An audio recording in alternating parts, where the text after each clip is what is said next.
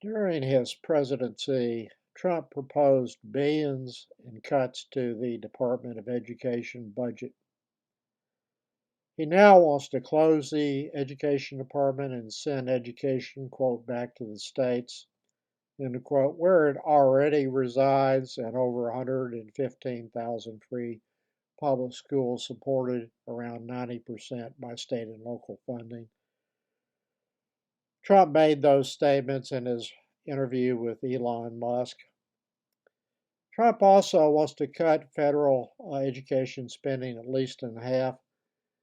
The Education Department does administer two large funding programs, which exceed $30 billion, that help local communities to educate children with disabilities and children living in low-income communities where the community simply cannot afford to fund their public school system. So the Republicans want to slash those programs and use money that supports free public schools to fund the Republican plan for universal school choice. Money under that plan would be directly paid to parents to spend at whatever school they want, whether it's public, private, or homeschooling. The plan is impractical on its face, and it does not require anything other than common sense to see that is true. Do the Republicans know, for example, how expensive private schools are now, and that most are already operating at full capacity or many at full capacity? There are over 50 million students in public schools now, grades 1 through 12. So there is simply no way to accommodate even a small fraction of that number in the existing private schools. There would be a number of new religious schools that would be created in response to that kind of plan. And that is probably the main audience that the Republicans are trying to influence with their universal school choice plan.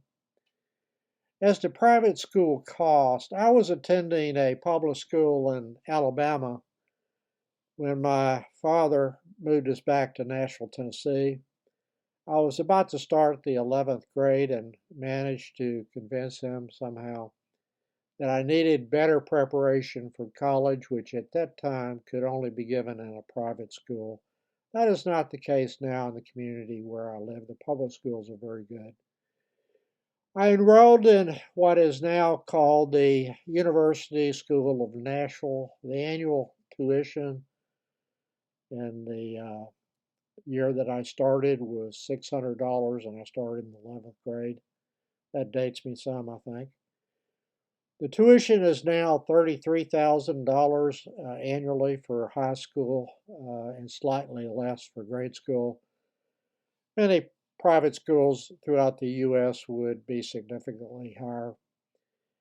In practice, and this is what the Republicans are not telling you because it might upset you to some degree. The Republican education plan would simply cipher state and local tax dollars used to support public schools that already need more funds, slash federal money for teaching disabled students and for school systems in impoverished areas, and provide the money to well-off parents to defray some of the cost of a private school. The end result of the Republican plan is to make free education, public education, worse in order to help mostly relatively wealthy families who are already sending their kids to private schools or could afford to do so now without any federal assistance. Trump wants a parental bill of rights and for school principals to be hired and fired by parents. This is what he said on that score. Quote, if any principal is not getting the job done, the parents should be able to vote to fire them and select someone who will. This will be the ultimate form of local control. End of quote. Who decides whether a principal is doing a good job? The loudest and most uninformed parents would be my answer. And the federal government has no say on what local school boards do in hiring teachers or principal anyway. So this is just another example among thousands of Trump's demagoguery. Trump spelled out last week his vision for the federal government's role in education. The federal government would have a, quote, very small staff, end quote, reviewing curriculum and books from all the schools in the country to ensure that the schools are offering the right indoctrination. At a campaign event in Milwaukee, Trump made this statement. You'll have a secretary. The secretary will have one person plus a secretary. End of quote. Those people would decide the curriculum and books for every public school system in the United States. That sounds more like the Putin plan for education in Russia. Another Trump statement resonates with his cult members. Quote, many students are now taught in school to hate their own country and to believe that the men and women who built it were not heroes, but rather villains, end of quote. That is just one small part of the Republican myth that public schools are indoctrinating students in liberal ideas. Trump is alluding in that particular statement to a teacher possibly mentioning that the founders owned slaves, which is the case. That is true, of course. What Trump wants to do is whitewash American history and turn the American school systems away from learning facts into teaching right-wing propaganda like they do in Florida now, where they tell children that slavery was beneficial to the slaves since they learned new skills. The Republicans will also want to start Bible study in the public schools and prayers as well, turning the public schools into some kind of Americanized version of the madrasas in Pakistan.